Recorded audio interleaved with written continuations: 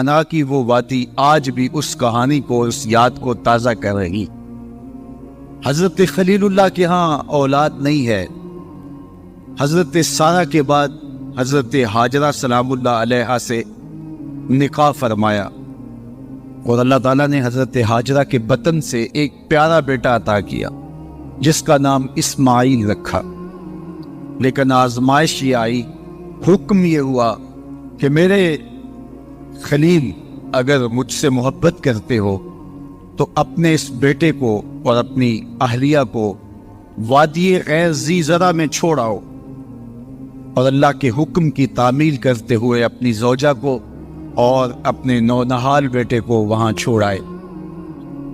پھر 13 سال کی عمر کو جب حضرت اسماعیل پہنچے تو حضرت خلیل اللہ ملنے گئے۔ ایک خواب دیکھا۔ خواب میں کیا منظر تھا کہ میں اپنے بیٹے کو ذبح کر رہا ہوں۔ اللہ اکبر! یہ کوئی آسان کام نہیں تھا، لیکن نبی کا خواب بمنزلہ وحی ہوتا ہے۔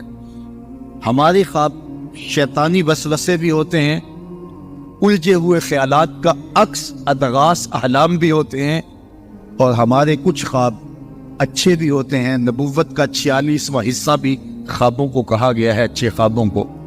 لیکن نبی کا خواب محض خیر پر مشتمل ہوتا ہے اور شیطان کے وسوسے کا نتیجہ نہیں ہوتا، یہ اللہ کی طرف سے نبی کو القاء کی گئی بات ہوتی ہے۔ اب حضرت ابراہیم علیہ السلام کو خواب یہ آتا ہے کہ میں اپنے بیٹے کو ذبح کر رہا ہوں، 13 سال کا نونہال بیٹا، اور بیٹا بھی وہ جو اللہ سے دعائیں مانگ مانگ کے لیا گیا۔ حکم ہے کہ اس بیٹے کو میری رضا کے لیے ذبح کر دو۔ اللہ اکبر! حضرت خلیل اللہ اٹھے، بیدار ہوئے، اور اس خواب کی تکمیل کے لیے آمادہ ہو گئے۔ اپنی زوجہ سے کہا، زوجہ محترمہ حضرت ہاجرہ سلام اللہ علیہا سے کہا کہ بیٹے کو تیار کر دو، دوست کی دعوت پہ لے جانا ہے۔ خلیل عربی میں دوست کہتے ہیں، اور اللہ نے حضرت ابراہیم کو خلیل اللہ اپنا دوست قرار دیا تھا، تو کہا دوست کے بلاوے پہ جانا ہے، دوست کی دعوت پہ جانا ہے، تو بیٹے کو تیار کر دو۔ حضرت ہاجرہ شہزادے کو تیار کر دیتی ہیں، مانگ سجاتی ہیں، تیل لگاتی ہیں، خوبصورت کپڑے پہناتی ہیں۔ بیٹا تیار ہوتا ہے اور باپ اپنے بیٹے کو لے کر کے منا کی وادی کی جانب بڑھتا ہے۔ شیطان سمجھا کہ یہ موقع کتنا نازک ہے، اور اگر یہ قربانی ہو گئی تو قیامت تک آنے والے لوگوں کے لیے یہ نمونہ ہوگی، اتنا بڑا ایثار۔ تو حضرت ابراہیم کے پاس پہنچا اور کہا، اے خلیل، اے ابراہیم، اللہ کو راضی کرنے کے اور تھوڑے موقع ہیں اور تھوڑے ذریعے ہیں، ضرور بیٹے کو ہی ذبح کر کے اللہ راضی ہوتا ہے؟ تو حضرت خلیل اللہ نے کنکر اٹھا کے اس کو مارتے ہوئے کہا، بھاگ جا یہاں سے، میری گود میں ایک اسماعیل ہے، اگر 1000 اسماعیل بھی ہوتے رب کے حکم پہ قربان کر۔ حضرت اسماعیل کے پاس آیا، تمہارا باپ تمہیں کہاں لے کے جا رہا ہے؟ کہا دوست کی دعوت پہ، ان کے دوست نے بلایا ہے، اس دعوت پہ ہم جا رہے۔ کہا نہیں، تمہیں ذبح کرنا چاہ رہا ہے اور اس کو اللہ کا حکم سمجھ رہا ہے۔ تو آپ نے بھی پتھر اٹھا کے مارا، کہا ہٹ جا میرے راستے سے، اسماعیل کے بدن میں ایک جان ہے، لو لو میں بھی جان ہوتی، رب کے حکم پہ قربان کر دے۔ ماں کی ممتا بڑی کمزور ہوتی ہے، اولاد کے لیے اس کے جذبات بڑے حساس ہوتے ہیں۔ تو سیدہ ہاجرہ کے پاس آ پہنچا، کہا ہاجرہ، شہزادہ کدھر ہے؟ کہا کہ باپ بیٹے کو لے کر کے دوست کی دعوت پہ گیا ہے۔ کہا کہ وہ تو ذبح کرنے لے جا رہا ہے۔ کہا کوئی سوچ کے بات کر، وہ بیٹے کو ذبح کرے گا جس کو اللہ سے مانگ مانگ کے لیا، بڑھاپے کا سہارا، عصائے پیری، راتوں کے رت جگے، سسکیاں، آہیں اور دعائیں اور التجائیں اور تمنائیں اللہ کے حضور کر کر کے رب سے مانگ مانگ کے بیٹا لیا، اور اس کو اپنے ہاتھوں سے ذبح کر دے گا؟ بیٹا تو نالائق بھی ہو تو کوئی باپ اسے ذبح نہیں کرتا۔ یہ بیٹا، اس کی آنکھوں میں تو نور اور چمک اور روشنی نبوت کی نظر آ رہی ہے، بھلا باپ کیسے ذبح کرے گا؟ تو کہا وہ اسے اللہ کا حکم سمجھ رہا ہے. کہا اچھا؟ کہا ہاں. تو حضرت حاجرہ نے کہا ظالم تو کہیں شیطان تو نہیں ہے؟ میری گود میں آج ایک اسماعیل ہے، اگر رب کا حکم ہے تو 1000 اسماعیل بھی ہوتا تو قربان کر. ماں کی ممتا پہ قربان جائیے، بیٹے کی وفاداری پہ قربان جائیے، اور باپ کی اللہ کے حکم کی تعمیل اور ایثار کے جذبوں پہ قربان جائیے. جب وادی منا میں پہنچے تو حضرت اسماعیل علیہ السلام کو حضرت خلیل اللہ نے کہا یا بنیا، اے میرے بیٹے. کتنا دل آویز لہجہ ہے، کتنا پیار ٹپک رہا ہے. اے میرے بیٹے، میں نے خواب دیکھا ہے. خواب کیا دیکھا ہے؟ کہ میں یہ خواب دیکھ رہا ہوں کہ میں تجھے ذبح کر رہا ہوں. فانظر ماذا ترى، اب تو بتا تیری رائے کیا. باپ بیٹے سے کہے کہ میں تمہیں ذبح کر رہا ہوں تو بیٹے کا انداز کیا ہوگا؟ آج تو باپ کسی بیٹے کو زیادہ محبت سے نواز دے تو دوسرے بیٹے شکایت کو نہ ہو جاتے ہیں کہ ہمارا باپ ظالم ہو گیا ہے. کسی وجہ سے کسی کو ترجیح دے دے، اپنے مال میں سے کسی کو کچھ زیادہ دے دے، اور وہ اس کا اختیاری مال ہو، لیکن اس کے باوجود بھی وہ اپنے چچاؤں کو، عزیزوں کو، رشتہ داروں کو کہتے ہیں جناب ہمارا باپ منصف نہیں رہا، ہمارا باپ زیادتی کر رہا ہے. یار یہاں باپ بیٹے کو کہہ رہا ہے کہ بیٹا میں تجھے ذبح کر رہا ہوں، بیٹے کے تیور نہیں بدلتے. یہ فیضان نظر تھا یا کہ مکتب کی کرامت تھی؟ سکھائے کس نے اسماعیل کو آداب فرزند؟ باپ نے کہا بیٹا میں تجھے ذبح کر رہا ہوں. بیٹے کا دل آویز جواب سنیے. بیٹا سر جھکا دیتا، امتثال امر تھا، حکم کی تعمیل تھی. بیٹا کہتا جی جیسے آپ کی مرضی، یہ بھی امتثال امر تھا. بیٹا خاموشی سے جھک جاتا، یہ بھی امتثال امر تھا. گردہ رکھ دیتا، یہ امتثال امر تھا. بیٹا کہتا جی جیسے آپ چاہیں، امتثال امر تھا. لیکن بیٹے نے جو جواب دیا قیامت تک اس کو بھی سنہری حروف سے لکھا جائے گا. باپ نے کہا بیٹا میں تجھ کو ذبح کرنا چاہ رہا ہوں. جواب کیا آیا؟ یا آباتے، اے میرے ابو. ذرا دیکھیے باپ کا یہ کہنا کہ میں تمہیں ذبح کر رہا ہوں، اس کے جواب میں تیور نہیں بدلتے.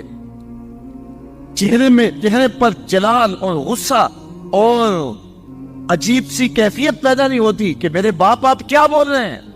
لیکن جب باپ بولا بیٹا میں تجھ کو ذبح کرنا چاہ رہا ہوں تو فرما بردار بیٹا کیا بولتا؟ یا آباتے، اے میرے باپ.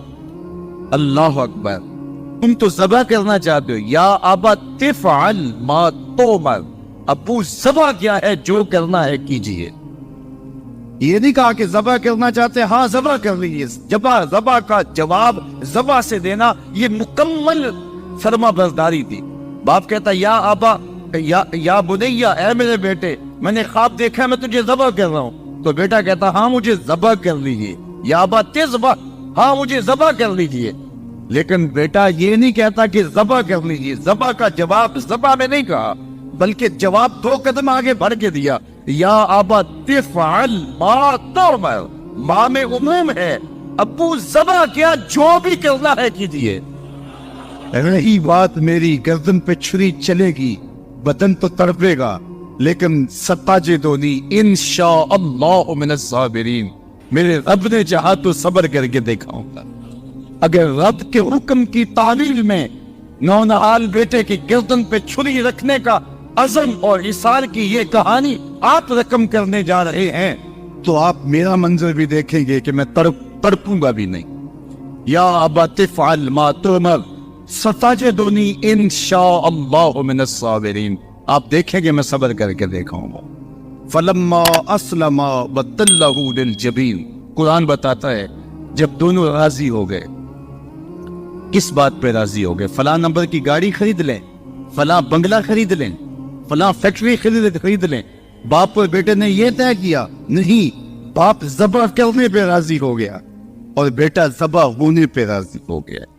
فلما اسلم، ایک تو ہمارا اسلام ہے، یہاں دیکھو ان کا اسلام. الاسلام گردن نہادن. اسلام کا معنی یہ ہے گردن رکھ دینا. اپنی مرضی چھوڑ دینا۔ فلما اسلما، جب دونوں نے گردنیں رکھ دی، دونوں نے جو ہے وہ یہ طے کر لیا، باپ نے ذبح کرنے کا طے کر لیا، بیٹا نے ذبح ہونے کا طے کر لیا، وَتَلَّهُ لِلْجَبِينِ، اور باپ نے بیٹے کو پیشانی کے بل لٹایا۔ اس پر دو قول ہیں، تَلَّهُ لِلْجَبِينِ، پیشانی کے بل یوں لٹایا کہ الٹا لٹایا تاکہ پیچھے سے ذبح کریں، بیٹے کا من منہ چہرہ سامنے نہ ہو، ذبح کرنے میں رکاوٹ نہ بن جائے۔ کوئی بیٹا معمولی تو نہیں، اس کی پیشانی میں نبوت کے اجالے چمک رہے، تو بیٹے کو لٹا دیا اور الٹا لٹایا، طَلَّهُ لِلْجَبِينِ، پیشانی کے بل لٹایا۔ لیکن مفسرین کی ایک جماعت نے کہا نہیں، الٹا نہیں لٹایا۔ طَلَّهُ لِلْجَبِينِ کا معنی کیا ہوا؟ جس طرح ہم آپ جانور کو ذبح کرتے ہیں تو اس کی گردن کو خم دے کے پیچھے زمین پہ لگا دیتے ہیں تاکہ اس کی رگیں تن جائیں اور گردن کھل جائے اور چھری پھیرنے میں آسانی ہو اور جلدی سے جو ہے وہ رگیں کٹ جائیں۔ کہا کہ بیٹے کی ریشم جیسی نازک گردن کو موڑ کے پتھر پر پیشانی کو لگایا۔ اللہ اکبر!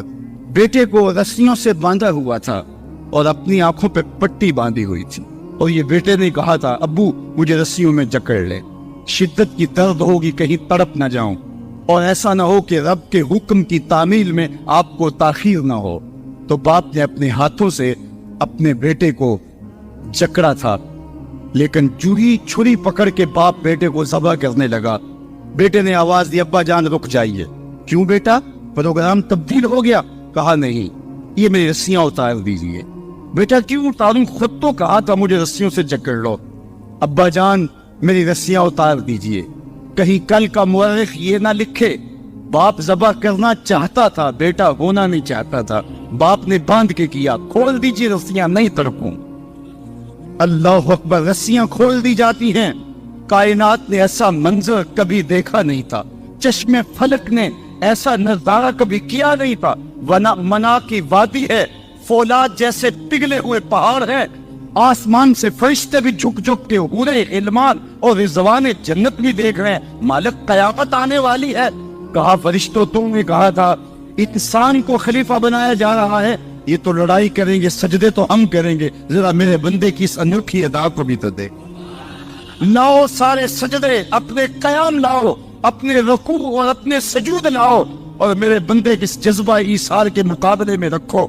اللہ اکبر! حضرت خلیل اپنے نونہال بیٹے کو فلما اسلما وتلہ للجبین، قرآن نے منظر نگاری کی ہے کہ جب باپ بیٹا راضی ہو گئے، باپ ذبح کرنے پہ راضی ہو گیا، منا کی وادی ہے، کوئی تیسرا شخص نہیں ہے، پگھلے ہوئے پہاڑ ہیں، آسمان کا منظر ہے، ہاتھوں میں چھری پکڑی ہے، زمین تھرانے لگی، عرش کانپنے لگا، وادی پہ راشا تاری ہے، سورج سے یہ منظر نہیں دیکھا جا رہا، کارکنان قضاء و قدر کی چیخیں نکل رہی ہے، مالک یہ کیا ہونے جا رہا ہے؟ کہا ذرا میرے بندے کی ادا تو دیکھو، کہ ہاتھوں میں چھری پکڑ کے آنکھوں پہ پٹی بندھی ہے اور نونہال لیٹا ہے، اور پیشانی موڑ کر کے، گردن موڑ کر کے پیشانی زمین پہ لگائی، اور تنی ہوئی رگوں پر حضرت خلیل اللہ نے جب چھری پکڑ کے چھری کو پوری ہمت کے ساتھ بیٹے کو ذبح کرنے کے لیے جنبش دی۔ چھری تو جنبش کرتی ہے لیکن ایک بال بھی نہیں کٹتا، چھری کو زمین پہ مارا، زمین میں تنس جاتی ہے۔ لما تقطعی یا سکین، چھری کاٹتی کیوں نہیں؟ تیرا کام تو کاٹنا تھا۔ آواز آئی الخلیل یامرنی والجلیل ینہانی، خلیل کاٹنے کا کہتا ہے، رب جلیل کہتا ہے خبردار ایک بال بھی کاٹا۔ چھری تیرا کام تو کاٹنا تھا، حضرت آگ کا کام بھی تو جلانا تھا، جس نے آگ کو جلانے سے روکا تھا آج اسی کا حکم میرے نام بھی ہے کہ ایک بال بھی نہیں کاٹنا۔ اس سے راستہ اختیار کیا جا سکتا تھا نکلنے کا، میں نے تو چھری چلائی، اب کیا کروں؟ چھری نے کام نہیں کیا، شکر ہوا بیٹا بچ گیا، لیکن نہیں، خلیل سمجھے شاید کوئی دل میں نرمی پیدا ہوئی تو رب نے چھری کو روک دیا، چھری کو پھر پتھر پہ رگڑا، تیز کیا، اور چھری کی نوک کو نازک گلے پہ رکھ کے پورا وزن ڈال دیا، گلا کٹ گیا، خون بہنے لگا۔ حضرت خلیل خوش ہو گئے، کتنا مشکل کام تھا، بیٹے کو ذبح کرنا، میں کر دیا۔ جلدی سے آنکھوں سے پٹی کھولی تو کہا، دیکھا کیا کہ منظر بدلا ہوا تھا، بیٹا سمجھ کے جسے ذبح کیا تھا وہ بیٹا نہیں تھا، وہ دمبا تھا۔ اور حضرت اسماعیل پاس کھڑے مسکرا رہے تھے. بے فاختہ زبان سے نکلا اللہ اکبر. تو حضرت اسماعیل بولے لا الہ الا اللہ واللہ اکبر. پاس کھڑے جبریل جو دمبا لے کے آئے تھے بولے اللہ اکبر وللہ الحمد. ادھر سے آواز آئی وَنَادَيْنَاهُ أَن يَا إِبْرَاهِيمُ قَدْ صَدَّقْتَ الرُّؤْيَا إِنَّا كَذَلِكَ نَجْزِي الْمُحْسِنِينَ. ادھر سے آواز آئی جس سے پہاڑ کی وادی گونجنے لگی, اے ابراہیم تو نے واقعی خواب پورا کر دکھا. وَنَادَيْنَاهُ. سب مترجمین نے اس کا ترجمہ یہ کیا ہے, واو حالیہ ہے, یہ طلباء جانتے ہیں. اس حال میں ہم نے ندا دی. حال کیا تھا کہ دمبا ذبح پڑا ہوا تھا, حضرت اسماعیل مسکرا رہے تھے, جبریل پاس کھڑے تھے. جبریل کا پاس کھڑا ہونا اس بات کی دلیل تھی کہ یہ دمبا وہ لے کے آئے ہیں, اور ان کا مسکرانا یہ ساری کہانی بتا رہا تھا. تو حضرت ابراہیم علیہ السلام نے جب یہ منظر دیکھا تو یقین تو ہو گیا کہ یہ رب کی طرف سے انتظام ہے, جبریل لے کے دمبا کھڑے ہیں. تو یہ یقین تو تھا, لیکن مزید تیقن پیدا کرنے کے لیے اللہ کی وحی اترنے لگی اور حضرت خلیل کا دل باغ باغ ہو گیا. وَنَادَيْنَاهُ. اس حال میں جب دمبا ذبح پڑا تھا, اسماعیل خوش کن مسکرا رہے تھے, خوبصورت ہنسی ہنس رہے تھے, مسکرا رہے تھے, اور حضرت جبریل بھی مسکرا رہے تھے. تو اس حال میں ہم نے ندا دی. ابراہیم تو نے واقعی خواب پورا کر دکھایا. سب نے یہ ترجمہ کیا اس حال میں ہم نے ندا دی, کیونکہ واو حالیہ ہے. لیکن ٹھنڈ نہیں پڑتی تھی. ٹھنڈ تب پڑی جب کنز الایمان کھولا. تو میرے امام نے اس کا جو ترجمہ کیا آپ شش کر اٹھیں گے. سب نے کہا اس حال میں ہم ندا دی کہ اے ابراہیم تو نے واقعی خواب پورا کر دکھایا. لیکن اعلیٰ حضرت جنہوں نے قرآن کا ترجمہ ہی نہیں کیا, قرآن کی ترجمانی بھی کی ہے, انہوں نے اس کا ترجمہ کیا وَنَادَيْنَاهُ أَن يَا إِبْرَاهِيمُ. اے مخاطب اس موقع کا حال نہ پوچھ جب ہم نے ندا دی. پھر کیا معلوم ہوگا کہ جب ہم نے آواز دی, یقین تو پہلے ہی پیدا ہو چکا تھا, لیکن جب وادی وحی کے اجالوں سے چمکنے لگی اور ہر سمت وحی کا نور پھیل گیا, پھر کیا حال ہوا حضرت خلیل کا. اے مخاطب پھر اس موقع کا حال نہ پوچھ جب ہم نے ندا دی. اے ابراہیم تو نے واقعی خواب پورا کر دکھائے. اِنَّا كَذَلِكَ نَجْزِي الْمُحْسِنِينَ. ہم نیکوکاروں کو یوں ہی جزا دیتے. ہم آپ کا بیٹا تو نہیں لینا تھا, بس ابراہیم تیرا امتحان پورا ہو گیا. تو نے امتحان میں 100 نمبر لے لیے, سرخرو ہو گیا, کامیاب ہو گیا. یہ تماشائے لب پام تو نہیں تھا, یہ کوئی آسان کام تو نہیں تھا. اللہ اکبر. فرمایا ہم نے اس کو پچھلوں کے لیے سنت کے طور پہ باقی رکھا. سلام علی ابراہیم. ابراہیم تیرے اوپر سلام. آج اسی منصب پہ, اسی قربان گاہ پہ 40 لاکھ حجاج کرام قربانیاں پیش کرتی. کوئی 2 قربانیاں, کوئی 5 قربانیاں, بعض 100 اونٹ پیش کر رہے ہوتے ہیں. اللہ اکبر. صدیاں گزر گئی. یہ تو صرف منا کی قربان گاہ ہے. پوری دنیا پہ پھیلے ہوئے مسلمان اس دن جانور ذبح کر رہے ہوتے ہیں. عید کے دن قریب آتے ہیں تو میں گزرتا ہوں سڑکوں, بازاروں اور گلیوں سے, ہر سمت لوگ موٹے تازے جانور لیے پہنچ رہے ہوتے ہیں, اور سڑکوں کے اوپر جانور جو ہیں وہ ٹھٹ لگے ہوئے ہوتے ہیں. تو میری زبان سے بے ساختہ یہی جملے نکلتے ہیں سلام علی کرتا ہے. لیکن جناب ابراہیم کہتے ہیں کہ ان تماثیل کے آگے تم آسن مارے بیٹھے ہو, جو اپنا دفاع بھی نہیں کر سکتے اور اپنی ضرورت کی تکمیل بھی نہیں کر سکتے, تمہاری ضرورتوں کو کیسے پورا کریں گے؟ تو یہ میرے رب نہیں ہو سکتے. شمس و قمر کو, چاند کو, سورج کو, ستاروں کو پوچھتے ہو, اچھا یہ چاند یہ ستارے رب ہے. تو جب ڈوب گئے تو کہا کہ جو ڈوبنے والے ہیں وہ میرے رب تو نہیں ہو سکتے. مجھے رب کی ضرورت پڑ جائے, رب ڈوبا ہوا ہو, تو مجھے تو وہ چاہیے جو ہر وقت حاضر ہوگا. تو میں تو اس رب کی پوجا نہیں کر سکتا. یہ ان کے شعور کا امتحان تھا, اور اس شعوری امتحان میں پورے نکلے. پھر اس کے بعد اگلا امتحان تھا کہ وہ اس شعور کو بیان کرنے کی طاقت بھی رکھتے ہیں کہ نہیں. پھر بت کدا ٹوٹتا ہے, نمرود کا دربار سجتا ہے, اور وہاں جو خطبہ حضرت ابراہیم نے دیا زمانے نے سنا. جب کلہاڑا اس بڑے بت کے کندھے پہ رکھ دیا اور باقی سارے بتوں کا تیا پانچا کر کے رکھ دیا, جب وہ میلے سے واپس آئے تو ابراہیم بڑی بے نیازی سے بولتے, ان کے بڑے نے کیا ہوگا, دیکھو اسلحہ تو اسی کے کندھے پر ہے. تو وہ کہنے لگے ابراہیم تو جانتا ہے یہ بولتے نہیں. اور حضرت ابراہیم یہی تو لانا چاہتے تھے پھر جو خطبہ دیا، اف لکم ولما تعبدون من دون اللہ افلا تعقلون، افسوس ہے تمہارے اوپر اور افسوس ہے ان پر جن کو تم اللہ کے علاوہ پوجتے ہو، افلا تعقلون، تمہاری کھوپڑی میں دماغ نہیں ہے۔ اور پھر اللہ کی توحید کا بیان فرمایا۔ پھر اس کے بعد جان کا امتحان آیا، تو پھر جلتے ہوئے شعلوں کے اندر جس طرح ہنس کے داخل ہوا پیغمبر، یہ الگ اور نرالی شان تھی۔ نمرود نے سوچا تھا جل کے راکھ ہو گیا ہوگا چخا میں، لیکن 40 دن کے بعد جب آگ بجھتی ہے تو حضرت ابراہیم انگاروں سے چلتے ہوئے یوں باہر آتے ہیں جس طرح پھولوں پر کوئی نازنین چل کے آ رہا۔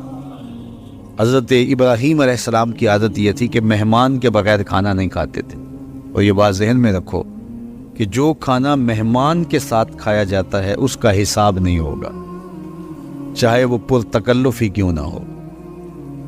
تو جب بھی بھوک ستاتی تو کسی شخص کو ڈھونڈ کے لے آتے اور اس کے ساتھ دسترخوان پہ بیٹھ کے کھانا کھاتے۔ ایک دن ایک مہمان کو ڈھونڈ لائے اور کھانا تیار تھا، تو کہا کہ اللہ کا مبارک نام لیجیے اور شروع کیجیے۔ اس نے کہا میں تو اللہ کو نہیں مانتا۔ تو کہا کہ میاں تیرا اور میرا رشتہ کیا ہے؟ میں تجھے اللہ کے نام پہ تو کھلا رہا ہوں کہ تو اس کا بندہ ہے، اور اگر تو اس کا نام ہی گوارا نہیں کرتا تو پھر کیا باقی بچا؟ اس نے کہا روٹی کے چند لقموں کے لیے میں اپنے بت سے بے وفائی نہیں کر سکتا۔ میں بتوں کا پجاری ہوں اور مجھے بھوک بھی لگی ہے، لیکن میں اپنے بتوں سے بے وفائی نہیں کر سکتا۔ تو حضرت ابراہیم نے فرمایا تو اتنا غیرت مند ہے، اپنے بتوں کے ساتھ تیری یہ وفا ہے، تو سن پھر میں بھی اللہ کے نام کے علاوہ تجھے ایک لقمہ نہیں دے سکتا۔ اس نے کہا کوئی بات نہیں، اٹھ کے چلا گیا۔ وہ چلا گیا تو جبریل آ گئے، رب کا سندیسہ دیا، ابراہیم تو نے میرا بندہ ناراض کر دیا۔ یا اللہ وہ تیرا بندہ تھا، تیرا نام لینا گوارا نہیں تھا۔ کہا ابراہیم اس کی عمر کتنی ہوگی؟ مالک 70-80 کے بیٹے میں ہوگا۔ تو کہا اتنا عرصہ ہو گیا نا کہ میں اس کو دے رہا ہوں، تم ایک دن نہیں کھلا سکے۔ اب ابراہیم علیہ السلام ان کو ڈھونڈ رہا، وہ پہاڑ چڑھ رہا تھا، تو آواز دی میاں آ جاؤ کھانا ٹھنڈا ہو رہا ہے۔ اس نے کہا آ جاؤں گا لیکن تمہارے رب کا نام نہیں لوں گا۔ کہا نہ لینا، آ جاؤ۔ آیا دسترخوان پہ بیٹھا، کھانا شروع ہوا تو کہنے لگا کہ پہلے تو بڑے غصے میں تھے، جلال میں تھے کہ رب کا نام نہیں لوگے تو کھانا نہیں دوں گا، ایک دم تبدیلی کیسے آ گئی؟ کہا اسی رب کا سندیسہ آیا ہے کہ مجھے بھی تو اتنا عرصہ ہوا کہ دے رہا ہوں، تم ایک دن نہیں دے سکے۔ تو اس نے کہا تیرا رب اتنا مہربان ہے تو مجھے بھی اس اپنے رب کا غلام بنا لے۔ تو جو اسے مانتا ہے اسے بھی دیتا ہے، جو نہیں مانتا تو یہ نہیں دھوکہ کھانا چاہیے کہ فلاں کے پاس رزق کتنا ہے اس لیے وہ اللہ کا مقبول ہے، فلاں تخت حکومت میں بیٹھا ہے اللہ کا مقبول ہے، یہ کوئی دلیل نہیں۔ کتنے لوگ ہیں جو اس کے منکر ہیں، اس کے وجود کے منکر ہیں، لیکن اس کے باوجود ان کو اتنا عطا کرتا ہے۔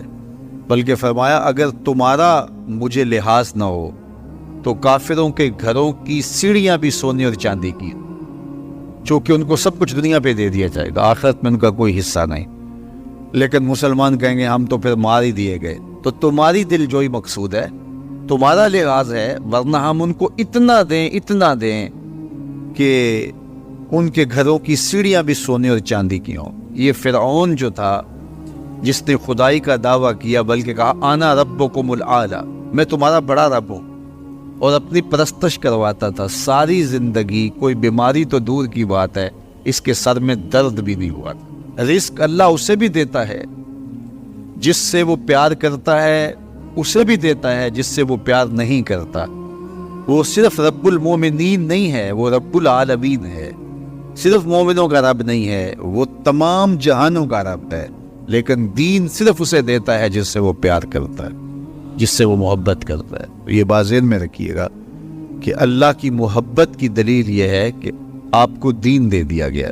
جو لوگ بیچارے مزدوری بھی کرتے ہیں، کام کاج بھی کرتے ہیں، ان کے لیے کتنی مشقت ہے کہ جسم کا پانی بھی خشک ہو جاتا ہے اور وہ اس کے باوجود بھی روزے سے اٹھتے ہیں۔ شوگر کے مریض ہیں، ان کے لیے 5-6 گھنٹے بھوک سے کاٹنے مشکل ہوتے ہیں، اور وہ جو ہے وہ 18-20 گھنٹے جو ہے وہ بھوک میں کاٹ رہے ہوتے ہیں، اور پھر جو ان کا حال ہوتا ہے وہ انہیں پتہ ہوتا ہے۔ اسی طرح مختلف بیماریوں اور مختلف امراض میں مبتلا لوگ، صحت مند شخص بھی اتنی شدید گرمی میں اتنی بھوک اور پیاس کاٹتا ہے، تو یہ ایک کام ہے۔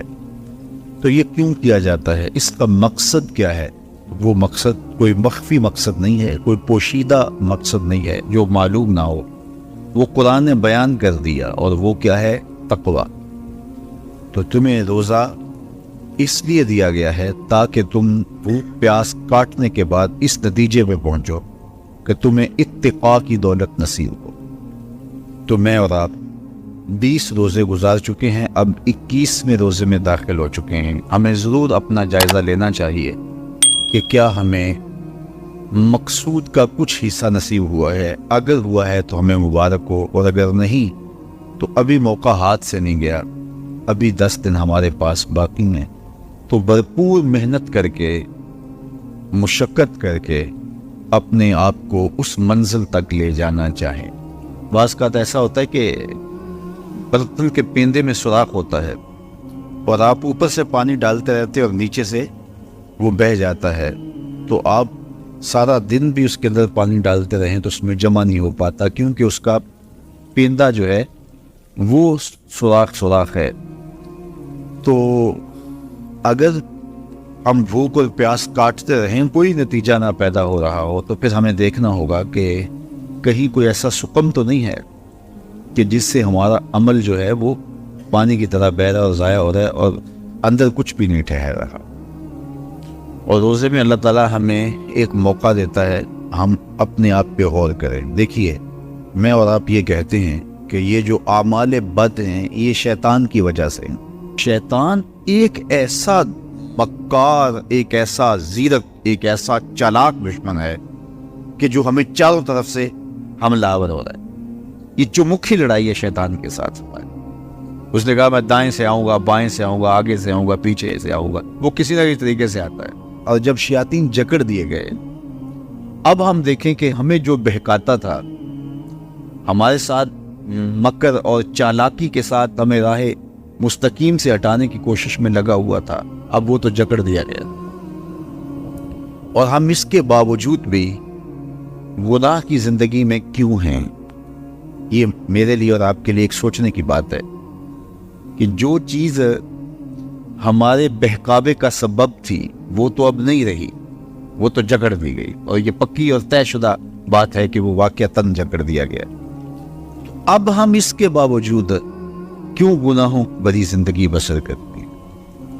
تو ایک ہمارے لیے یہ سوچنے کا موقع ہے، کیا شیطان کی مسلسل صحبت کے نتیجے میں کہیں ہم خود ہی شیطان صرف تو نہیں ہو گئے کہ شیطان بند بھی گیا ہے، اور اس کے باوجود اگر ہم کسی کو دکھ دے رہے ہیں، اس کے باوجود ہم کسی کی غیبت کر رہے ہیں، اس کے باوجود ہم کسی پہ ظلم کر رہے ہیں، اس کے باوجود اگر ہم رزق حلال کی بجائے رزق حرام اکٹھا کر رہے ہیں، تو پھر ہمیں دیکھنا ہوگا کہ کہیں ایسا تو نہیں ہے کہ شیطان کی مسلسل صحبت کی وجہ سے اس کی صفتیں ہمارے اندر تو پیدا نہیں ہوگی، اس نے ہمیں اپنے رنگ کے اندر رنگ تو نہیں دیا۔ شیطان کی وجہ سے ہم اتنے شیطان وصف ہو گئے، شیطان صفت بن گئے کہ شیطان رخصت بھی ہو چکا، جکڑا بھی گیا، لیکن اپنی عادتیں، اپنے اوصاف، اپنا رنگ ہمارے اوپر چڑھا گیا۔ ہم جہاں تھے اور وہیں کے وہیں کھڑے ہیں، اور ماہ سیام ہر سال آتا ہے اور گزر جاتا ہے، اور ہم جہاں ہوتے ہیں پھر وہیں کے وہیں ہوتے ہیں۔ بہت سارے لوگ جو ہیں وہ تو 5 گانہ نماز بھی پڑھنے لگ جاتے ہیں، لیکن رمضان المبارک کے بعد عید کے دن بھی فجر کی نماز چھوڑ دیتے ہیں، اور پھر اس کے بعد نمازوں کا تسلسل۔ تو اس کی مثال بیان فرمائی اس خاتون کی طرح جو سارا دن سوت کاٹتی تھی اور شام کو اپنے ہاتھ سے اس کاتے ہوئے سوت کو توڑ دیتی تھی۔ تو قرآن نے کہا تم اس عورت کی طرح نہ ہو جاؤ جو اپنے ہاتھ سے کاٹتی ہے اور پھر شام کو اس کو توڑ کے ریزہ ریزہ کر دیتی ہے۔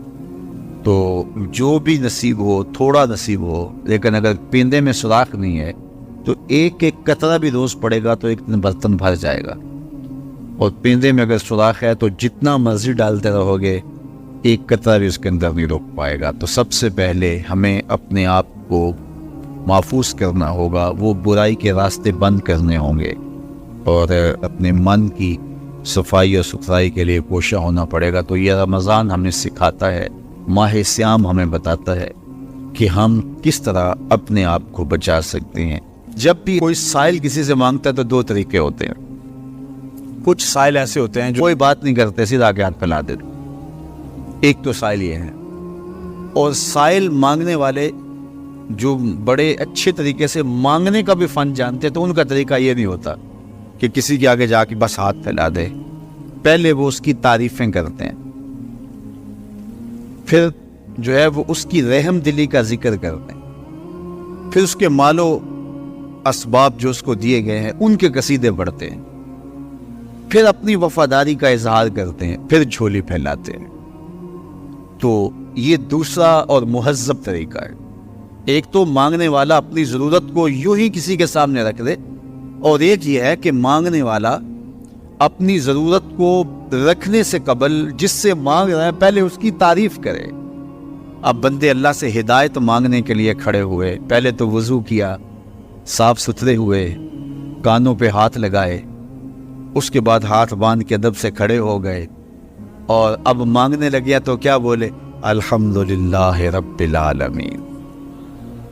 وہ آتے ہیں نا مانگنے والے دروازے پہ تو کہتے ہیں دوبارہ وسدہ روے، فلاں ہو فلاں ہو، وہ تعریفیں کرنے لگ جاتے ہیں۔ تو یہ مرحلہ ہوتا ہے۔ ابھی اس نے سوال لب پہ نہیں لایا ہوتا تو گھر والا پہلے بچے کو کہتا ہے جا اتنے پیسے اس کو دے گیا۔ میاں وہ تو آپ کی تعریفیں کر رہا ہے، مانگ تھوڑا رہا ہے، وہ سمجھتا ہے جو تعریفیں کرنا شروع ہو گیا یہ مانگنے کے لیے تو کر رہا ہے۔ اللہ اکبر۔ تو جب بندہ الحمدللہ کہتا ہے رحمت اسی وقت برسنا شروع ہو جاتا۔ الرحمن الرحیم، میں سخی کی دہلیز پہ کھڑا ہوں جو رحمان بھی ہے جو رحیم بھی ہے، محض اپنے کرم سے عطا کرتا ہے، رحم کی بھیک مانگ رہا ہوں۔ پھر کیا کہہ رہا ہے؟ مالک یوم الدین، کسی کنگال سے نہیں مانگ رہا، اس سے مانگ رہا ہوں جو مالک ہے، دنیا کا بھی مالک ہے، آخرت کا بھی مالک ہے۔ پھر اس کے بعد اگلی بات کیا کہتا ہے؟ ایاک نعبد و ایاک نستعین، مالک میں پوچھتا بھی تجھے ہوں اور مانگتا بھی تجھ سے ہوں۔ دیکھو سائل اس اعتبار سے بھی دو طرح کے ہوتے ہیں۔ ایک سائل ہوتا ہے جو بائی پاس پہ اترتا ہے، ایک کے گھر کے سامنے جاتا ہے، یہی طریقہ صحیح مانگنے کا، لیکن جاتا ہے کہ گھر کے سامنے تعریفیں کرتا ہے، اور مالک خانہ کو پتہ ہوتا ہے کہ یہ ہمسایہ سے بھی مانگ کے آیا ہے، میرے گھر سے بھی مانگ رہا ہے، اگلے گھر سے بھی مانگ رہا ہے، تو وہ اسے تھوڑا سا آٹا دے دیتا ہے، 1 روپیہ دے دیتا ہے۔ اس کو پتہ ہے اس نے پورا گاؤں مانگنا ہے، آدھا گاؤں مانگ آیا ہے، آدھا گاؤں اس نے ابھی مانگنا ہے، تو سارے 1 روپے دیتے ہیں۔ ایک تو سائل وہ ہے جو در در پہ جاتا ہے، اور ایک سائل بائی پاس سے اترا، وہاں سے پل عبور کیا، پھر گلی سے گزرتے ہوئے یہاں آیا، اور یہاں آ کے آپ کے ساتھ اس نے کہا کہ میں کسی در پہ نہیں گیا، آپ کے پاس آیا ہوں، اب آپ نے میری ضرورت پوری کرنی ہے، تو پھر 8 آنے 5 روپے تو نہیں دیے جائیں گے، پھر تو جو میری استطاعت ہوگی، جو آپ کی استطاعت ہوگی، اس استطاعت کے مطابق دیں گے کہ یہ سارا شہر چھوڑ کے آیا ہے، یہ کسی سے نہیں مانگتا، یہ مجھ سے ہی مانگتا ہے، تو پھر آپ اس کی ضرورت پوری کریں گے۔ اگر آپ کے بس میں ہوا تو مانگنے والا کیا کہہ رہا ہے؟ ایاک نعبد، یہ پیشانی کہیں اور نہیں جھکتی، و ایاک نستعین، یہ جھولی کسی اور چوکھٹ پہ پھیلتی نہیں۔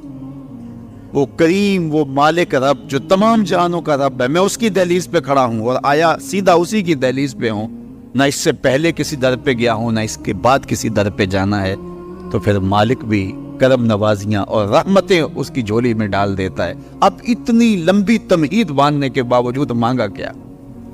ذرا غور کیجئے، یہ وہ ہے جو ہم ہر روز ہر نماز کی ہر رکعت میں مانگتے ہیں، اور مانگنے کا طریقہ کتنا خوبصورت ہے، اور مانگنے والے یوں ہی مانگا کرتے ہیں، پہلے جس سے مانگنا اس کی تعریفیں کرتے ہیں۔ آپ نے مانگنے والوں کو دیکھا جو سلیقے سے مانگتے ہیں، تیرے بچے وسدے رہیں، تیری جد آباد رہے، تیرا خاندان آباد رہے، وہ مانگتے ہیں اس طرح، پہلے تعریفیں کرتے ہیں، پھر کہتے ہیں تیری فیکٹریاں چلتی رہیں، تیرے جو ہے تیری جائیداد بڑھتی رہے، تو وہ اس کے خزانوں کا ذکر کرتے ہیں، اور پھر کہتے ہیں کہ یہ فقیر نہ مانا تیری چوکھٹ پہ آیا ہے، اس کی ضرورتیں تو پوری کر دے۔ اب بندہ بھی اللہ کے حضور جب حاضر ہوتا ہے تو مانگنے کا سلیقہ کیا ہے؟ سب سے پہلے کہتا ہے الحمدللہ رب العالمین، میں کسی کنگال کی چوکھٹ پہ نہیں آیا، تمام جہانوں کے پالن ہار کی چوکھٹ پہ آیا ہوں۔ اسی کی تعریفیں اختیاری بھی غیر اختیاری بھی، واسطے کے ساتھ بھی بلا واسطے کے ساتھ بھی، اسی کی خوبیاں ہیں، سارے اسی کے کمال ہیں، وصف سارے اسی کے ہیں۔ پھر اس کے بعد کہتے ہیں رحمان الرحیم، وہ رحمان بھی ہے، وہ رحیم بھی ہے۔ پھر اس کے بعد کہتا ہے مالک یوم الدین، وہ دنیا کا ہی مالک نہیں، آخرت کا بھی مالک ہے، یوم حساب کا بھی مالک ہے۔ پھر اس کے بعد اپنی وفاداری جتلاتے ہوئے کہتا ہے ایاک نعبد و ایاک نستعین، مالک سارا جہاں بس رہا ہے، میں نے کسی سے نہیں مانگا، میں نے جھولی تیری چوکھٹ پہ پھیلائی ہے، میری پیشانی تیرے حضور جھکتی ہے، یہ پیشانی کسی اور کے حضور کبھی نہیں جھکی نہ جھکے گی۔ یہ سب عرض کرنے کے بعد پھر مانگتا کیا؟ اہدنا الصراط المستقیم، مالک مجھے سیدھی راہ پہ چلا دے، میں تیرے حضور آیا ہوں، مجھے ہدایت کا نور عطا کر دے۔ انشاءاللہ یہ ہدایت کیا ہے اور ہدایت کی قسمیں کیا ہیں، اور پھر اس دعا کا جواب اللہ کی طرف سے کیا آتا ہے، اور بندے پہ کتنی کرم نوازیاں ہوتی ہیں، انشاءاللہ یہ مضمون کل ہوگا۔ اللہ مجھے آپ کو اپنی رحمتوں کے سائے میں رکھے۔ کسی شخص نے کہا کہ میں یہاں پنڈی بائی پاس پہ جانا ہے، تو میں نے کہا کہ یہاں مرکز سے باہر نکلو تو سیدھے ہاتھ ہو جانا، وہاں آگے مین روڈ آ جائے گا تو اس سے دائیں ہو جانا، کچھ فاصلہ کاٹو گے تو آگے بائی پاس ہوگا۔ تو یہ ہے ارات الطریق، راستہ دکھلانا، اس کی رہنمائی کرنا۔ تو ہدایت کا ایک معنی یہ ہے رہنمائی، لیکن وضو کر کے قبلہ رو کھڑا ہو کے ہاتھ باندھ کے جب کوئی کہہ رہا ہے کہ اہدنا الصراط المستقیم، تو اس کا مفہوم ارات الطریق نہیں ہوگا، چونکہ وہ راہ دیکھ چکا ہے تو تبھی یہاں تک پہنچا ہے۔ اب اس کا دوسرا معنی ہوگا ایصال الی المطلوب، مطلوب تک پہنچنا۔ اور وہ کیسے ہے کہ کسی نے کہا کہ میں نے بائی پاس پہ جانا ہے اور آگے میں نے شہر کی طرف جانا ہے، تو میں نے اس کو کہا یہاں سے نکلو، دائیں ہو جاؤ، پھر جو ہے وہ پھر دائیں ہو جانا، پھر بائیں جانب کی ڈائریکشن لینا، پھر آگے چلے جانا تو شہر آ جائے گا۔ تو اس کو تھوڑا سا فرق لگ گیا، تو وہ شہر جانے کی بجائے وہ گجرا والا کینٹ پہنچ جائے گا۔ ارات الطریق میں بھٹکنے کے امکان موجود ہے، اور اگر کوئی راستے میں بھٹکانے والا کھڑا بھی ہو، ٹریفک پولیس کا وارڈن راستے میں کھڑا ہو اور اس نے وردی وہی پہنی ہوئی ہو، تو وہ کہے کہ نہیں تم ادھر جاؤ، تو گو میں نے راستہ دکھا دیا، لیکن وہ شخص اس شخص سے دھوکہ کھا جائے گا کہ یار یہ ٹریفک پولیس کی وردی میں ہے تو یہ تو غلط نہیں بتا رہا، تو وہ اس کو کسی اور سمت گھما کے پہنچا دے گا۔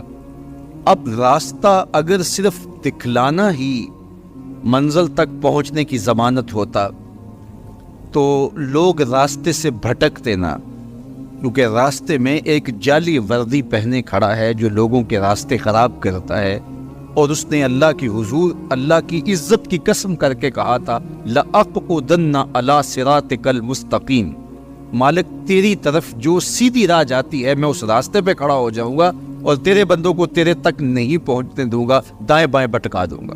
تو ارات الطریق میں بھٹکنے کے امکان موجود ہیں۔ اور دوسرا ہے ایصال الی المطلوب، آپ نے کہا کہ میں نے شہر جانا ہے، مجھے راستہ بتاؤ، میں نے آپ کا بازو پکڑا، آپ کو ساتھ لیا اور شہر پہنچا کر کہا کہ یہ تمہاری منزل ہے، تو اس کو کہتے ہیں ایصال الی المطلوب، مقصود تک، منزل تک، مطلوب تک پہنچا دینا۔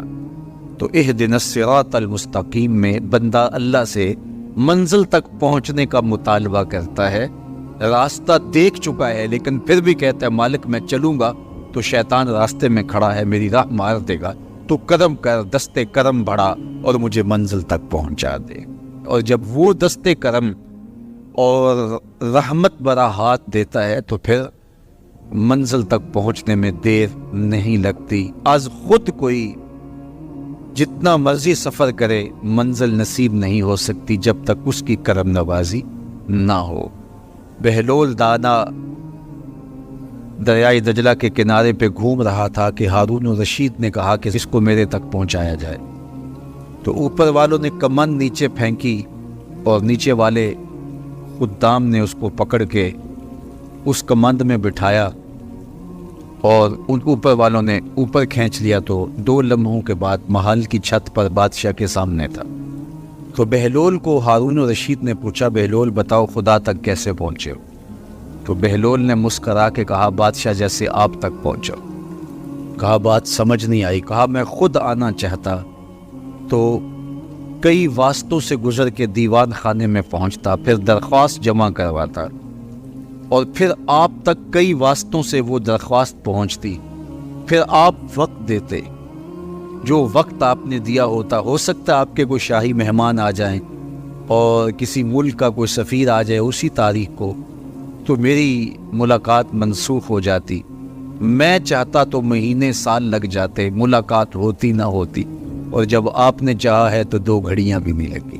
تو کہا کہ ارات الطریق نہیں، راستہ تو دیکھا ہوا ہے، سجھائی دے رہا ہے، لیکن کہیں شیطان راستے میں ہماری راہ نہ مار دے، ہم خود تھک کے نہ بیٹھ جائیں اور راستے کی پیچیدگیاں ہمیں کہیں کسی اور سمت نہ لے جائیں، تو مالک کرم فرما، دستے کرم بڑھا اور ہمیں منزل تک پہنچا دے۔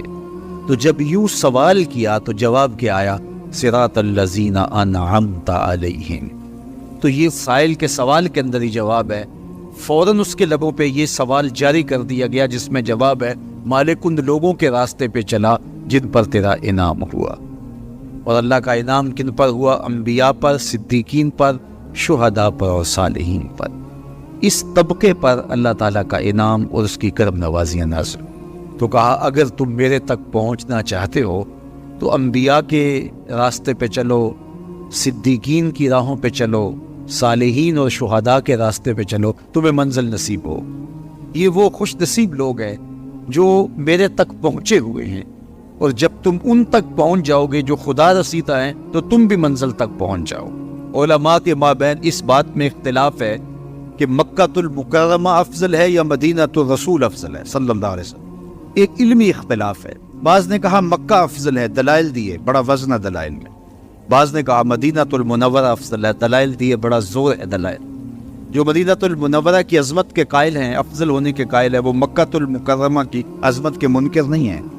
جو مکہ المکرمہ کے افضل ہونے کے قائل ہے وہ مدینہ المنورہ کی عظمت کے منکر نہیں ہیں۔ یہ علمی اختلاف ہے، دلائل ہے دونوں جانب۔ بعض نے کہا مکہ شریف افضل، بعض نے کہا مدینہ شریف افضل۔ شیخ عبدالحق محدث دہلوی نے ایک تیسرا مسلک پیش کیا، وَأَنْتَ حِلٌّ بِهَذَا الْبَلَدِ سے روشنی لے کر کے۔ بعض نے کہا مکہ شریف افضل، بعض نے کہا مدینہ شریف افضل۔ شیخ فرمانے لگے جب حضور مکے میں تھے تو مکہ افضل تھا، جب مدینے آ گئے تو مدینہ افضل ہو گیا۔ جدھر جدھر سے وہ گزرتے گئے مجد و شرف بھی پیچھے پیچھے رہا۔ چند لمحوں کے لیے ٹھہرے تھے تم جس پیڑ کے نیچے، چند لمحوں کے لیے ٹھہرے تھے تم جس پیڑ کے نیچے، سنا ہے آج تک اس پیڑ کا سایہ مہکتا ہے۔ مکے میں تھے تو مکہ افضل تھا، مدینے میں تھے تو مدینہ افضل تھا۔ ایک بار وہ جدھر سے گزرے ہیں نصیر، ایک بار وہ جدھر سے گزرے ہیں نصیر، بار بار ادھر سے بہار گزری ہے۔ تو جو مکے میں تھے تو مکہ افضل تھا، مدینے میں آ گئے تو مدینہ افضل ہے۔ تو شرف مکان کا نہیں ہوتا، شرف مکین کا ہوتا ہے۔ حضرت شیخ شہاب الدین سہروردی علیہ رحمہ سے کسی نے کہا کہ میں ایک مسئلہ پوچھنا ہے۔ آپ نے کہا پوچھئے۔ کہا کہ اس کائنات میں سب سے افضل جگہ کون سی ہے؟ تو شیخ نے فرمایا بیٹا وہی جگہ جہاں حضور تشریف فرمائے۔ تو مرید نے دوسرا سوال کیا، اگر سب سے افضل جگہ وہ ہے تو پھر ہم جنت کی آرزو کیوں کرتے ہیں؟ تو شیخ نے جو جواب دیا سنیے۔ فرمانے لگے بیٹا جب حضور یہاں ہیں تو یہ جگہ افضل ہے، جب جنت میں ہوں گے تو وہ افضل ہوگی۔ تو مکے میں ہے تو مکہ افضل، مدینے میں ہے تو مدینہ افضل، جنت میں ہے تو جنت افضل۔ جدھر جدھر سے گزرتے جائیں گے مجد و شرف بھی پیچھے پیچھے رہے گا۔ اور یہ میرا جوش خطابت نہیں ہے، میں اس پر ایک حدیث آپ کے سامنے رکھنا چاہتا ہوں کہ شرف مکان کا نہیں، شرف مکین کا ہوتا ہے۔ آپ نے تو یہ مسئلہ علماء سے سنا ہے کہ اگر لوگوں کو پتہ چل جائے کہ پہلی صف کا شرف کیا ہے، اجر کا حجم معلوم ہو کہ کتنا اجر ہے، تو وہ کہیں ہم نے تو کھڑے ہی پہلی صف میں ہونا ہے، تو اس پہ کوڑا ڈالا جایا کرے، اس پہ الجھاؤ ہو جایا کرے۔ اب پہلی صف کون سی ہے؟ یہ جو محراب کے ساتھ والی صف ہے یہ پہلی صف ہے نا، لیکن اگر امام مصلی اٹھا کر کے برآمدے میں لے جائے تو مجھے بتاؤ یہ پہلی صف رہے گی؟ اس کو شرف نصیب رہے گا؟ شرف برآمدے کی صف میں چلا جائے اور امام وہاں سے بھی مصلی اٹھا کے صحن میں چلا جائے تو بتاؤ برآمدے کی صف کو صف اول کا شرف نصیب رہے گا؟ تو یار صدیاں گزرنے کے بعد میرے جیسا امام مصلی یہاں رکھے تو شرف یہاں ہو، مصلی وہاں رکھے تو شرف وہاں ہو، مصلی برآمدے میں ڈال لے تو شرف برآمدے میں ہو، مصلی چھت پہ لے جائے تو شرف چھت پہ ہو، مصلی صحن میں رکھے تو شرف صحن میں ہو۔ یہ تو 14 صدیاں گزرنے کے بعد میرے جیسا شخص مصلی بدل جائے تو شرف پیچھے پیچھے ہو۔ تو نبیوں کا امام مکے میں ہو تو شرف مکے کو ملے، مدینے میں ہو تو شرف مدینے کو ملے، جنت میں ہو تو شرف جنت کو ملے، جدھر جدھر سے گزرتے جائیں گے مجد و شرف بھی پیچھے پیچھے رہے گا۔ تو کہا قسم ہے مجھے اس شہر کی، یعنی شہر مکہ کی، اور شہر مکہ کی قسم کیوں کی گئی؟ کہا محبوب اس شہر میں تو جو رہتا ہے، اس شہر کی گلیوں نے تیرے قدم جو چومے ہیں، اس شہر کی ہواؤں نے تیرے سانسوں کی مہک جو